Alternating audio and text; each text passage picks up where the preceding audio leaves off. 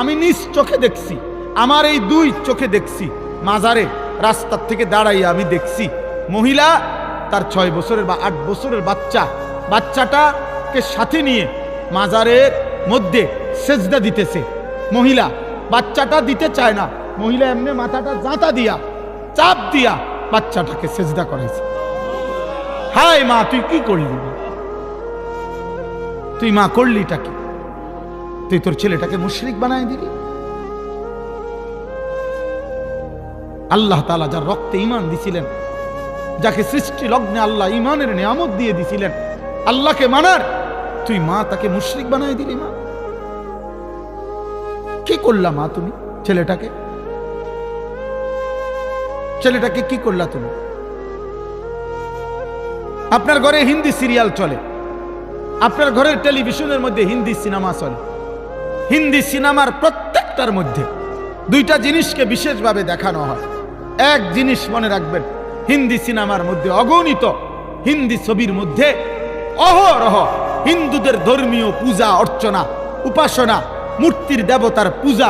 তাইলে আপনার মুসলমানের মা, মুসলমানের ঘরওয়ালা বাবা, সে তার ছেলে মেয়ের জন্য যা ইন্তজাম করলো, সে প্রকাশ্যে ঘরের মধ্যে দেখে মূর্তি পূজার মহড়া।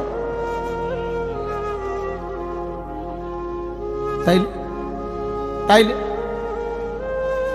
আপনি তাকে দেখাইলেন, ওই বাচ্চা বুঝ হওয়ার পর থেকে দেখলো যে সে আপনি সিগারেট খান, প্রতি মুহূর্তে আপনার মুখের সামনে দিয়ে ধোঁয়া বাইর হয়, আগুন বাইর হয়, আপনার বিড়ি সিগারেটের প্রত্যেকটার মধ্যে মুখে আপনার আগুন থাকে।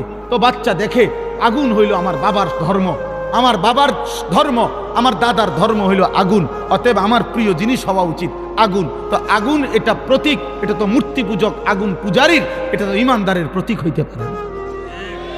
আপনি সন্তানকে কি শিখাইলেন? আপনি কি শিখাইলেন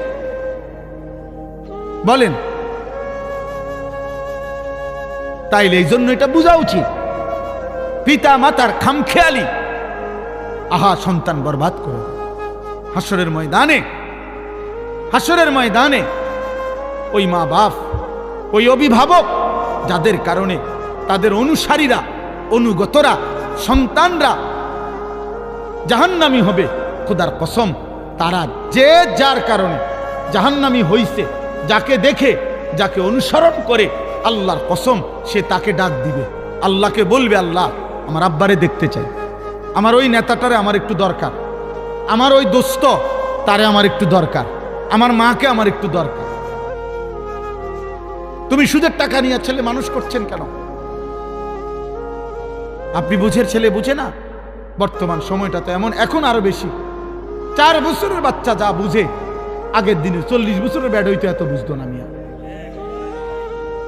5 বছরের বাচ্চা পৃথিবী এখন যা বুঝে, 50 বছরের বুড়া বিয়াও দুনিয়া এত বুঝে না,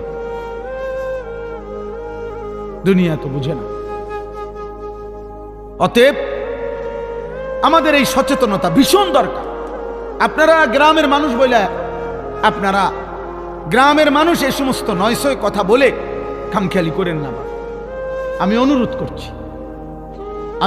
করছি, এই বাপ, গ্রামে থাকেন আর শহরে থাকেন, সম্পদ কম থাকুক আর না থাকুক, অভাবে থাকেন আর প্রাচুর্যে থাকেন, মৃত্যু আসবেই, কবরে যেতে হবেই, আখেরাতে মুখোমুখি আল্লাহর হতে হবেই, আল্লাহর মুখোমুখি হতে হবেই, মালাকুল মউত আমাদেরকে নিয়ে যাবেই।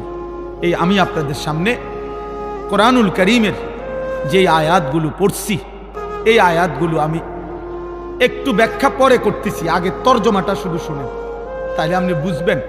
শুধু অনুবাদটা শুনেন আল্লাহ কি বলেন।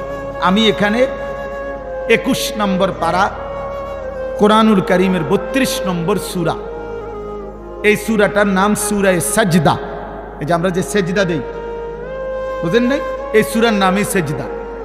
এই সূরার 4টা আয়াত, 11, 12, 13, 14, এই 4টি আয়াত পড়ছি এই মাত্র শুরুতে। আগে 4টা আয়াতের তর্জমা শুনে, এই 4টা আয়াতে আল্লাহ তাআলা কি বলতেছেন শুনতেছেন আপনারা সবাই? দোস্ত, বুট খাইও না, মাঝখান দিয়ে কেউ বুট বাদাম খাইও না। আমি অনুরোধ করছি, চলে গেলে আমি বললাম কোনো অসুবিধা নেই, তুমি চলে যাও, যার অসুবিধা হয় চলে গেলে আমার কোনো আপত্তি নেই, কিন্তু শুনলে, বসলে, মনোযোগ দিয়ে শুনলে ভালো। আমি দোস্ত অনুরোধ করলাম, মনোযোগ হইলে ফায়দা হয়, ফায়দা হয়। বক্তার পর বক্তা আনলাম, 3 জন বক্তা, 6 জন বক্তাও, একজন উঠলো আরেকজন নামলো, কেউ হুঙ্কার দিল, কেউ ঝঙ্কার দিল, কেউ টান দিল, কেউ সুর দিল, কারো হাসি দিলে ভাল লাগে, কেউ কানলে ভাল লাগে, কেউ চিৎকার দিলে ভাল লাগে, কেউ উড়ে লাইলে ভাল লাগে। এই সমস্ত দিয়ে হবে না আব্বা, এর কোনো ফায়দা নাই, কোনো ফায়দা নাই। এটা কোনো বিষয় না বাবা, বিষয় হলো আমি উপলব্ধি, আত্ম উপলব্ধি। আহা, আমি কে, আমি কি করছি, আমি কোত্থেকে আসলাম, আমার কি করা উচিত, আমি যাব কোথায়, প্রতিনিয়ত মানুষগুলো কই যাচ্ছে, আমার বাবা কই গেলেন, আমার দাদা কই গেলেন, আমার চাচা মামা ফুফা খালুরা কই গেলেন, কই গেলেন।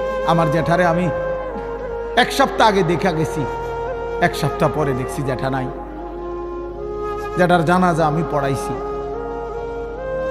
জানাজার আগে আমি জ্যাঠার কবরের দিকে তাকাইছি, কবর তখন খালি, কবরে তখনও রাখে নাই আমার জ্যাঠাকে। আমি আমার বাড়ির কবর তো কবরের দিকে তাকায় দেখা কিছুক্ষণ তাকায় থাকছি, আর আমি মনে হয় যেন শুনতেছি যে কবর আমারে বলে, আনিস, আমার থেকে কয়টা মাটি আমি তোমার জ্যাঠারে বানাইতে দিছিলাম, আজ আমার মাটি আমি নিয়ে নিলাম।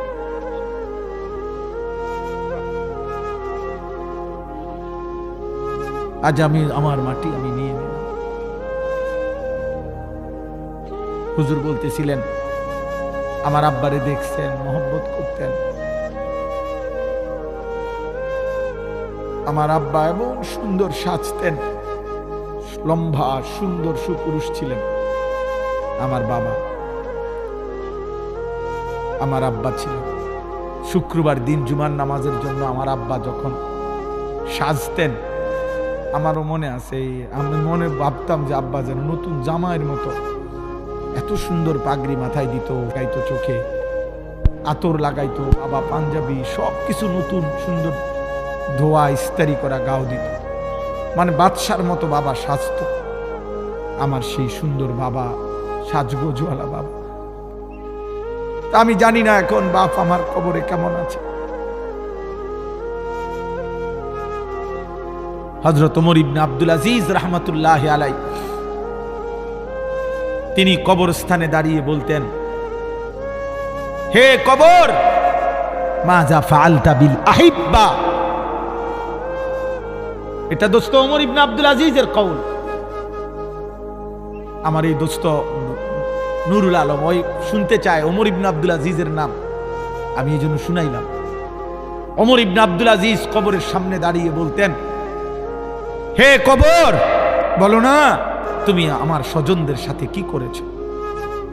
আইনাল আহবাব, আমার বন্ধুরা কোথায়, আমার আপনজনরা কোথায়? আইনাল আসদিকা, আমার বন্ধুরা কোথায়? আইনাল জুল্লাস, আমি যাদের সাথে বসতাম তারা কোথায়? আইনাস সাম্মার, আমি যাদের সাথে রাত জেগে গল্প করতাম আমার সেই আপনজনরা কোথায়? তিনি আবার কানতে কানতে বলতেন যে, হে দুনিয়াবাসী শোনো, কবর আমারে বলতেছে, ওমর ইবনে আব্দুল আজিজ, তোর চাচা মামা ফুফা, তোর স্বজন, তোর বন্ধুদেরকে আমি মাটি একটা একটা করে অঙ্গ, হাত পাও চোখ নাক কান খুলে খুলে ফেলছি, আমার মাটি আমার সাথে আমি মিশাই ফেলছি।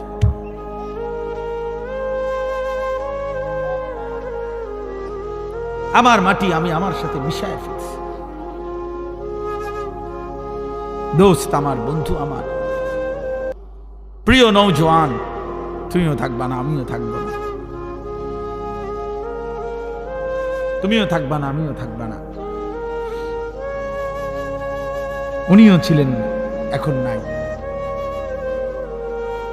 আল্লাহ তাআলা বলেন, শুনেন, এই মৃত্যুর দৃশ্য, আল্লাহর সামনে দাঁড়াবার দৃশ্য, মৃত্যুর মুহূর্তের স্মৃতি অবস্থা আল্লাহ তাআলা এখানে তুলে ধরছেন।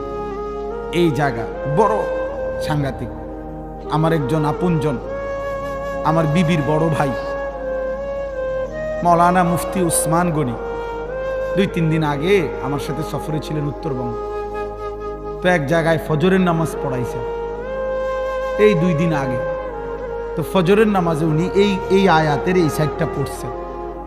উনি যে সময় পড়ছে নামাজে, তখনই আমার কলিজা ছিঁড়ে গেছে যে হায় মালিক আপনি কি বললেন। ওইখান থেকে এটা মনে হয়েছে যে আমি আপনাদেরকে শুনাই। আল্লাহ তাআলা বলেন, কুল, হে নবী আপনি বলুন, ইয়াতাওয়াফাকুম মালাকুল মাউতিল্লাযী ওয়াক্কিলা বিকুম, আমি আল্লাহর পক্ষ থেকে আমি যেই ফেরেশতা মালাকুল মউত আজরাইলকে দায়িত্ব দিয়েছি, সেই ফেরেশতা মালাকুল মউত আজরাইল তোমাদের প্রত্যেককেই নির্দিষ্ট সময়ে মৃত্যু দিয়ে দেবে। ইয়াতাওয়াফাকুম, তোমাদের মৃত্যু ঘটাবে, তোমাদের জান কবজ করবে আমার হুকুমে। ঠিক ওই টাইমে আমি রব ফয়সালা দেই, যেই টাইমে আল্লাযী ওয়াক্কিলা বিকুম, আমি যাকে তোমাদের মৃত্যু জান কবজের জন্য দায়িত্ব দিয়েছিলাম সে তোমাদের মৃত্যু ঘটাবে। আমি একটু ব্যাখ্যা করব, আগে তরজমা বলব।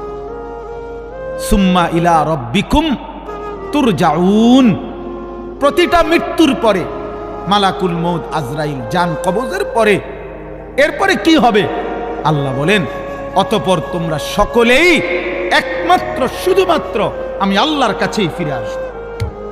ধনী হও গরিব হও, সুস্থ হও অসুস্থ হও, সম্পদশালী হও আর দুর্বল হও, গ্রামের হও আর শহরের হও, বোঝো বা না বোঝো, ইমানদার হও আর বেঈমান হও, আমার কাছে ফিরতে হবে।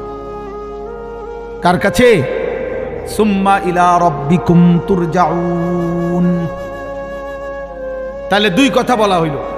এক, হে নবী আপনি বলে দেন তোমাদের প্রত্যেককে আমি আল্লাহর পক্ষ থেকে নির্ধারণ করা মালাকুল মউত আজরাইল জান কবজ করবে, মৃত্যু দেবে, অতঃপর তোমাদের সকলকেই আমি আল্লাহর কাছে ফিরতে হবে, আসতে হবে।